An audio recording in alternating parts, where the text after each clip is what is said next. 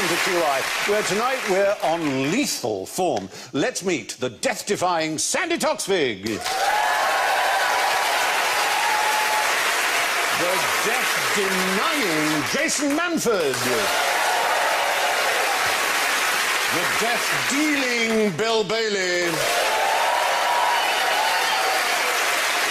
And the drop-dead gorgeous Alan Davis.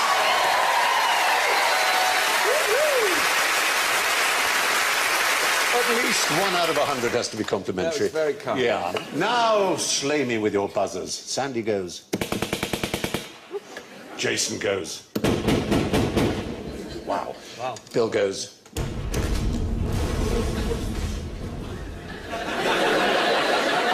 Alan goes. Bang, bang, you're dead!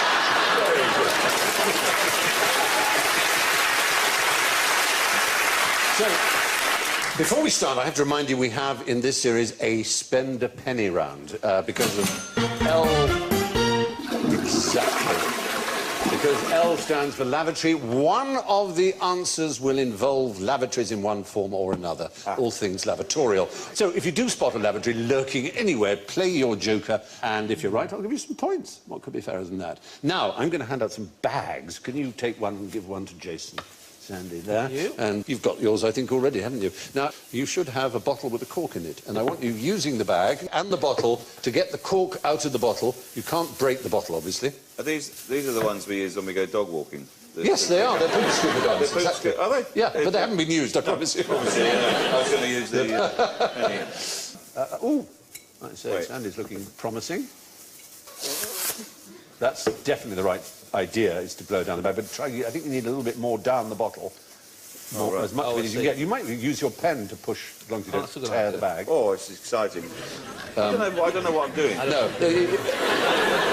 All right, that's my catchphrase. Come on in, I'm Rob just Martray. copying what Sandy's doing. Sandy. Oh, Sandy, yeah. Line it up. If you can line it up, it's going to go, I think. If you can, it's so close. Oh. Look, we'll show you. One of our researchers, Zara, she managed to do it, and we shot her doing it, so have a look. Shot her. Watch. There she goes. If you succeed, we will have to shoot you. There she goes. And actually just blown up it. A little bit. There it goes. There. Well done, Zara. Now. Oh, nearly. Oh, nearly. You didn't blow enough to provide enough suction. That's the key. Oh, is you it? have to Get the bag. Don't panic, Mr. Mannering. Blow the bag. Blow the bag. We used to blow the Get it bag. out, we'll get it out, Mr. Mannering. We'll blow the bag. Don't worry, Mr. Mannering. Stephen, it's there. You've got it. Don't panic, we'll blow the bag, sir. See if you can pull. I don't know what I'm doing. Yeah. We don't want to stretch the... I think it's there. You've got it. Yes!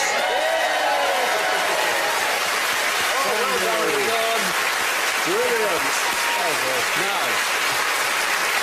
No, you haven't got the pressure there.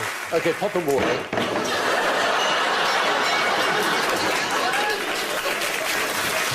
Very much one way to do it. It can't be done. No. But what's really interesting about this is how will this save possibly millions of lives, this trick? It's not to do with the stent thing, is it? Is it when they blow up a little balloon? No, into it's your- not. It's People getting corks trapped. It's not really going to save that many lives. It might save a lot of distress Yes, to that's people what I mean. who want a cork out of a bottle, but Is it's it- not really. Is it inside the something else? penis? Can we just clear that up? No, it isn't. Is it up the bum hole? In the ear. In the People, ear hole? people sticking corks in their ear. No. Is it a This- common condition? It is, in the third world especially, a very common condition and one that causes millions of deaths a year. And that's childbirth fatalities because of breech births and being stuck and so on. And it took an Argentinian mechanic who saw a video clip of the trick. His name was Jorge Odon, and he thought, that His would be name really was good. Jorge. No, Jorge. It was Corky. Jorge. nice, yeah, amazing. George in Spanish. Yeah, okay, I like sorry, that. oh, His name was Corky. Corky Odon. And he thought that would work on babies. There's already a sucker is used. Yes, but I just want to be clear. So you're having trouble giving birth, and a mechanic comes along with a plastic bag, pushes it in, and then goes, "I'm just going to blow." That's pretty much... Don't worry, I've seen a video. It's exactly It's on YouTube. It's on And the obstetrician he showed it to thought that he was on some hidden camera show and that it was a trick and that he was going to be made an idiot of. But he realised that it was a fantastic idea. Because before then, do you know the device that is used to try and pull babies out? Or the forceps. Well, the forceps is the really old one, It's but like a the more plunger. common one now is the one on the right. It's a sort of a sucker thing. It is a isn't sucker, but it has a particular name. Ventouse. What's the other one being shouted? Kiwi. You call it a kiwi? Yeah. Oh. I've seen a midwife. Oh, really? Well, then we bow to your superior Yes. knowledge. Midwifery is a good thing. Midwifery, it sounds a bit like a sort of not very noxious fart, doesn't it? Midwifery. Sorry. Can I just say, Stephen, you were up until then being so sensitive. Yeah. Your job sounds like a fart. Odon's method inserts a plastic bag, just as you said, into the birth canal, under the baby's chin. Air is then pumped in, inflating the bag gently around the baby's head. No danger of suffocation. Why is that? Because they're not breathing yet. Because babies don't breathe in the womb, exactly. Yes. The baby is then safely pulled out without the damage of bleeding forceps, and we can see that. Not in real life, Anne. All right, yeah. There you go, and that's There we the go. suction power is on a little calibrated thing, you see. And you, again, take it away, and it's exactly the same principle. Thank you. I think you've rather misunderstood the role of audience intervention. But the way that the device goes around the baby is very, very similar to the way the chameleon gets its prey. It's prey, you know, yes. Because the tongue is actually it subsumes the prey and goes around it, and then perhaps you could train a chameleon To give just hold one up to the periphery area. I feel sorry for this woman who's already said no to the engineer, and then Bill Bailey turns up. What about the chameleon? She might not be able to see the chameleon if he's been hanging around That's for a true, while. yes. Well, that would take the stress out of it. It just That's looks like your true. arm. Yeah. Oh, well, what's this? It's just a patterned shirt. Yeah, it's fine. And then it runs up a tree with it. Yeah. It's raised as a chameleon. It's not a bad thing. Yeah. A car mechanic there, yes, from Argentina, will save millions of lives with the cork in the bottle trick. Suggests some lethal uses for a laptop. Oh, some Smart lethal. bombs, guiding smart bombs. Yeah. Hitting people over the head. Damn it, Chloe. Yeah. That was like he was in the room. Well, just happened to have been working with him, that's all. Please. Is he nice? Please tell me he's nice. He's an incredibly nice guy. He really is. Everyone adores him on the set. Kiefer, this is. Kiefer. Yeah. Kiefer? Kiefer. Kiefer, yeah. Oh, Kiefer. Oh, yeah. What's he doing? Anyway, he's always on laptops. I don't know what you're talking My about. favourite when he talks Oh, about 24. Oh. when he talks about parabolics. That was where are the parabolics? I'm like, have you seen parabolics? That's what it sounds like. Is it still going now, 24 then? Yes. I mean, I played the British Prime Minister. What kind of Prime Minister were you? Well, it was Sage. non-specified in terms of party. But were you very like sage? almost every Prime Minister we've had for the last... But...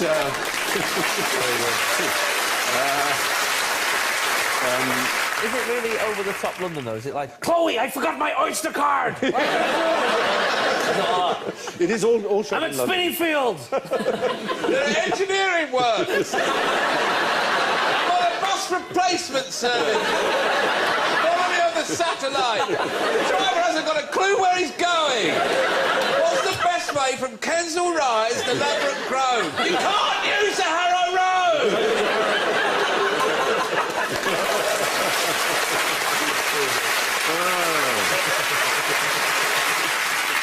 I've forgotten what the question was. Oh yeah. Yes, lethal uses for All right, a so hitting laptop. people over the head. You can leave it on the rear parcel shelf of a car, and you stop too quickly. And then, Yeah. You know, I know this because I went to one of those, speed awareness courses, and this is ex-copper, and he went, yeah, he goes, he was trying to scare everyone, and he went, yeah, he goes, this lady driver had a laptop computer on the back.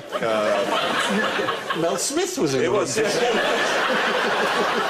He talked like that. He had a laptop computer on the back. It's very Mel On Smith. the back shelf, and she stopped too quickly, took her head clean off. sugar and clean off, like a knife through butter.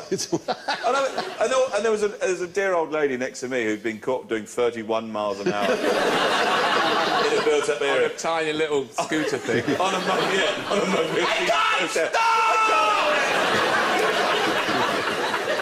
You'll have to go to a work. Yeah. She went this way, and she grabbed my hand and went, "Oh, my God!"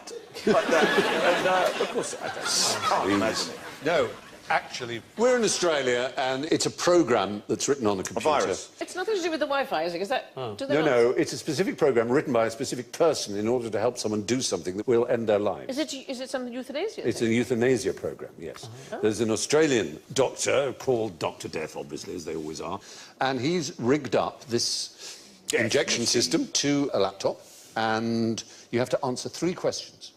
You have to be sane and smart enough to answer the 3 questions, yes, positively. Do you know what they are? Yes, I have them for you. OK. 1. Are you aware that if you go ahead to the last screen and press the yes button, you will be given a lethal dose of medications and die? So they're not difficult questions. Also, I thought it was going to be things like... They are you know, not. I What scroll year through- was the I Battle scroll- of Cressy? Yes. Yeah. I scroll through a lot of these and just press accept. Yeah. Terms and conditions. I've read them. Terms and conditions. Terms and conditions. The second one is, are you certain you understand that if you proceed and press the yes button on the next screen, that you will die? That's just very clear. Yeah. So you press Then yes you say- again. Yes, sir. Are On you the sure? third screen, You sure? Come on now. in 15 seconds, Have you seen the word you die? will be given a lethal injection. Press yes to proceed. It's that simple. That's heavy, man. Yeah. I suppose it's that if you made the decision, then you know it's finding the. I found a very odd. I didn't know this was a rule recently. I always get headaches when I'm on tour, so I thought, well, I may as well just stock up on paracetamol because I go for a couple of nights. So I tried to buy Oh, no. about 48 packets of paracetamol. No. There they are. That'll kill you. And well, yeah, obviously I that'll wasn't do. going to take them all at once, but obviously there's a They rule. don't know that. You're only allowed to. But I just thought to myself, that's saving no one, is it? No one's got to that point and gone, oh, can I not? Oh, I'll stay alive then. Thank you very much. I go into a newsagent's and order a bottle of vodka, and they give me a quarter one now. There's bad things about me. Although there was a moment when the woman embarrassed me in front of a queue of people, where she said, "I can't sell you that many paracetamol," and I went, "Oh, why? Why is that?" She said, "It's in case you kill yourself." She said those words to me, and this is my panic. I went, "What? But there's a load of freezer stuff in there." Like that was my actual. That was the logic, you know. Keep it trolley there. There's some long life milk. Why am I going? Why would I go? You didn't come back. You didn't go waste that. Some Findus crispy pancakes. I'm looking forward to. There's a Solero in there. I've got so much to live for. Very good. Anyway, yes, this happy little fellow is about to kill himself. How? You recognise that? It's about to... And he's about to kill himself. He is, by doing something which nature impels him to do, which is a suicidal thing to do. Fling himself off a cliff. I just... throwing himself off a cliff. I thought, well, why not? We'll get that one out of the way. We thought it might be a lemming, and Yes, anyway, lemmings don't, of course. But No, they don't, yes. No, it's not a lemming. It's in fact not a rodent. Is it not? Is it a No. marsupial? Is it a marsupial? It is a marsupial, yes. It's a bit of a convergent. How do you do that? It's a marsupial, and it's called an antechinus. Antechinus. Well, what are the natural things? It's either going to eat something, or it's going to drink something. What do animals or live to do? They live to eat in order to Procreate. survive long enough to procreate, to pass on their genes. So is there some naughty sex thing that It's about to have sex, and that is, for it, suicide. They go on an extraordinary shagging spree. I mean, it is quite unbelievable. I have to give you the details because they're pretty amazing. It's semmelparous, which means it only does it once. And it's about 12 hours on the job with one female before moving on to the next. Doesn't eat or sleep, just keeps going in a testosterone-driven frenzy. Oh, never mind about him, that poor female. Well, that's on the next one, on the next one. 12 hours? Yeah. She must To be get- chafed. To get the necessary energy, the males' bodies strip themselves of all their vital proteins and suppress their immune systems. By the end of the fortnight, they're physiologically exhausted, bald, gangrenous, ravaged by stress and infection, and keel over and die. Wow. Russell Brand, take note.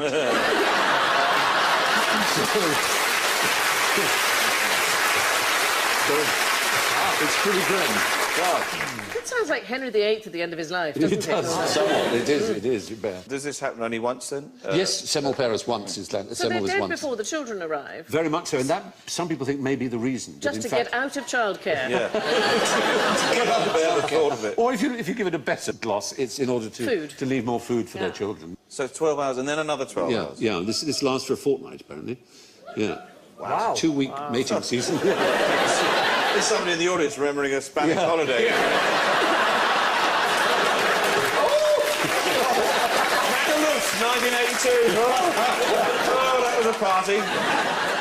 Now, if you had to fight a duel, which weapon would you want your opponent to choose? A, hot air balloon, would that please you?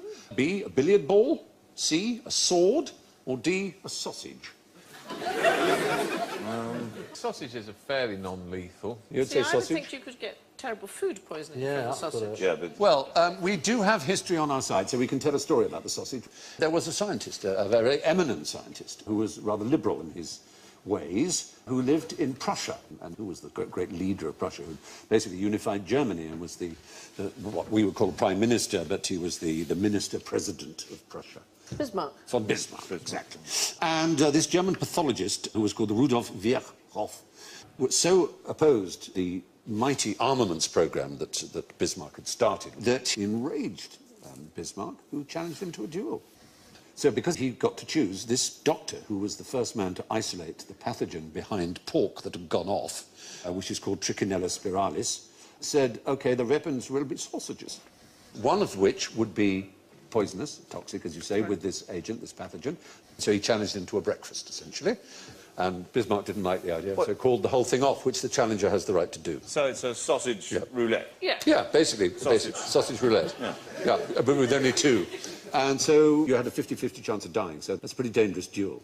Sausage duel. So, moving from the sausage to the balloon, the Monsieur Grandpré and Monsieur de Pique. We're going to get quite French because you know what they're like. In 1808, there was a dispute between these two over the affections of a young woman. They took to the skies in separate hot air balloons, each armed with a blunderbuss. De Pique shot first and missed. He had the first shot and he missed. There's a moment, isn't it? Grandpré then fired at de Pique's balloon and punctured it, sending him and his second down to their deaths. Wow. 2,000 feet above Paris. So the balloon, pretty damn dangerous. There's only one example of a billiard ball duel that we've been able to discover. That took place between a Monsieur L'Enfant and a Monsieur Melfand. They fell out over a game of billiards, not surprisingly, and so they used what was to hand, billiard balls. Presumably it was carom if they were French. And they decided to resolve their difference by pelting each other, one after the other, with billiard balls. They drew straws to see who would throw first. And Melfand won, and he warned his opponent he would kill him with a one single strike, and he did. Straight between the eyes. Wow. Dead. Wow. Yeah. God. That's... And he probably went, I was joking. I didn't think I'd actually hit you. Why didn't they use the cue? That would have been... Yeah. So, of all the weapons we've described, probably the safest is the sword, because in duelling, all you have to do is get the draw first blood, as the phrase is. So you literally have to pink someone, just give them a little scratch, and it's called off by the seconds. Well, you got him. So, there we are, duelling. Now, why was a pint of best in 19th century Norfolk just what the doctor ordered? Oh. Has it got something medicinal in it? Sure has. Poppies. Obviously. Not heroin. Heroin wasn't discovered. I'll give you heroin beer, please. Not heroin, but No wonder opium. Norfolk has kept to itself. Yeah. Heroin needs a little bit more chemical skill than they were able to show in more Finland. Breaking Bad. Yes, basically. And they'd been having this stuff for ages and ages and ages. And then, in the 19th century, laudanum became very popular. Laudanum is a tincture of a small amount of opium. Queen Victoria loved it, and they loved it in Fens. And they had it with beer, so they'd have poppy stuff in their beer. There was a period called the Great Binge, and it was really from sort of 1880s to the outbreak of the First World War and the banning of absinthe in France. What a time to be alive. Yes. As I say, Queen Victoria was addicted to laudanum. She'd have To laudanum be every wealthy and idle in the great bin. night. Yes. It was something. They're talking about Weatherspoons right now, aren't they? Anyway, in Finland, they drank a lot of beer with their own poppies in it. Basically, Norfolk and Lincolnshire consumed over 5.5 tons a year, which was basically more than the whole country put together. Yeah. It hindered the development of the region. It might have done. It was known as stuff or best. And, yeah, basically, it did Got any destroy... stuff? Yes. In the 19th century, being an opium addict was normal for Norfolk. Nowadays, we're told that even sugar is a deadly poison. But are sugar-free sweets good for you? They give you the runs. Honestly, if you are at all stuffed up, 2 sugar-free sweets, you'll be singing. I don't know why. Well, I ought to warn you that you have missed your spend a penny chance. That was it. Because it's all about... It's too late now. Yes, of course. Oh, never mind. Yeah, it's Lycosin, which can have a mildly or moderately laxative effect. That's if you take a few of them. On the Amazon page where they sell sugar-free Haribo gummy bears, it clearly warns may cause stomach discomfort and or a laxative effect. The same page has over 250 comments. Stomach discomfort turns out to be a massive understatement. Oh, yes. Gastrointestinal Armageddon. Calamitous flatulence. Trumpets calling the demons back from hell. That's the noise, exactly.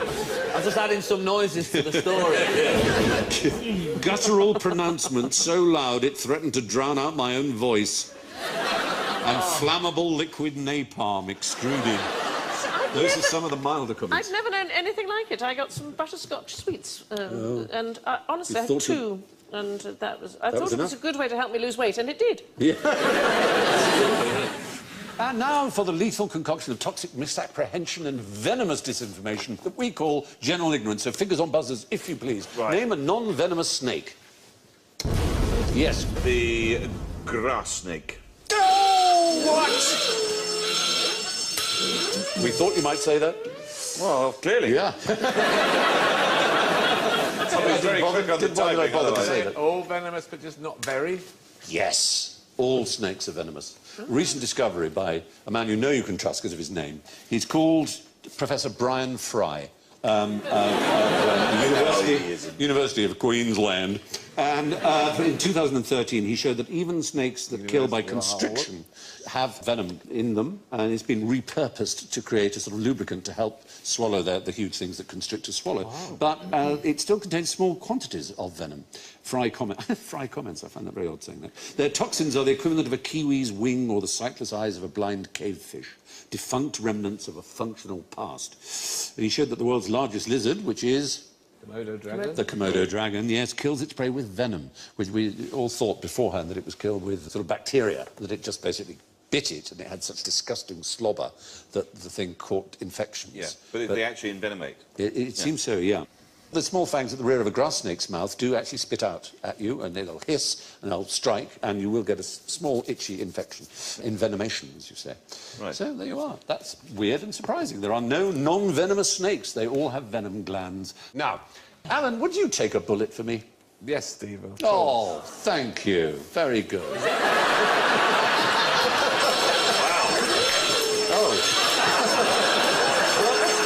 Sorry, no, I wouldn't. No, you wouldn't. Because you couldn't. I mean, that's to say, in the standard way, it's done. The diving in front of someone, you can't take a bullet for someone. Well, you'd have to anticipate, You'd I presume. You'd have to anticipate in such an incredible way. Accidental, Accidentally, it would. Because, of course, a bullet goes at 1,000 feet per second. That's from a handgun. 700 miles per hour, that is. So the notion that the Secret Service are going to throw themselves in front of the President is just silly. Well, it has happened. It happened in the case of John Hinckley, who had a pop at Ronald Reagan in 1981.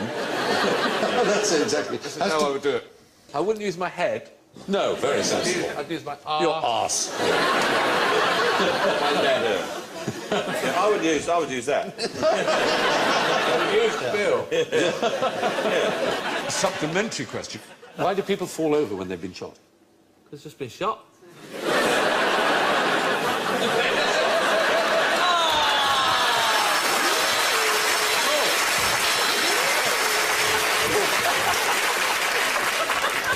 No, is the answer. Shock. Because they're dead? A dead person would fall over, obviously, where they've been shot in any way. Not the speed, like the speed and the impact. No, none of those things will knock you over. No. Yeah, well, Unbelievable. the impact. Impact. What a bad It's I amusing. banged my head on the fireplace the other day and I fell over. That would do it. Wait, is this a lavatory question? No, we already have one. No, I don't know. Because they've seen it done in movies. Really? So in the we have Wild West, when they had a shootout, and because they'd never seen a cowboy film, people just carried on standing. Yeah. Most people, when they're shot, don't know they've been shot. Right. We have it on the authority of the FBI Academy Firearms Training Unit that people generally do fall down when shot, but only when they know they have. Right. That's the point. Regardless of bullet caliber or where they're hit, people who've been shot don't know it yet. Don't fall over.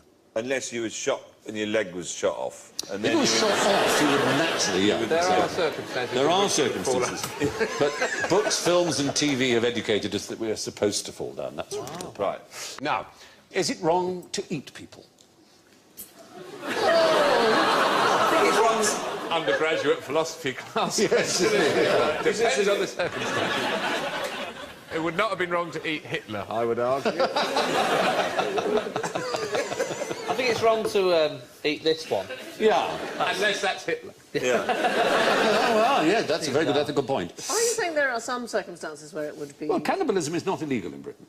Is it not? Murder is. So to kill someone in order to It eat is them is frowned by upon. obviously illegal. Dealt with by magistrates. It's certainly, I mean, no, if I had to lose a liver, sorry, not a liver, a kidney, yeah. Don't use a liver. No, How don't many lose a livers liver. A liver transplant, maybe. I might give my old liver to someone, say, by all means, fried up with some onions if you want to. Oh, wow. Well, you can eat placenta, can't you? The People have- placenta is commonly Yes, fried after, yes. yeah, absolutely. There's a special fork that Yeah.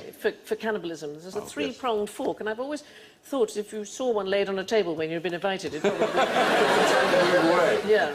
So it's technically not illegal to eat anyone. And so if you were to, you know, at a funeral, you just have a little nibble of Well, the you need the tail. permission. You definitely need permission. As with anything. Why hasn't anyone started, you know, in times of a recession, going, do you know what? I hardly walk anyway, so Absolutely. just have the left one. People in the recession who hardly walk. That's a bad one, isn't it? That is a really bad recession. According to the law, eating people or bits of people is not wrong. Which brings me to the grisly business of the final scores and how interesting they are. Way out. Well, not way out, but slightly last, I'm sorry to say, with minus 19, is Jason Manford.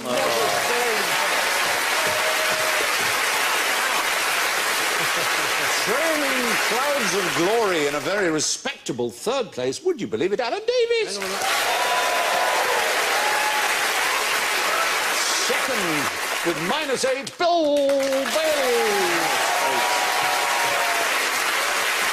Which can only mean that the winner is our token Dane with plus 6, Sandy Thompson.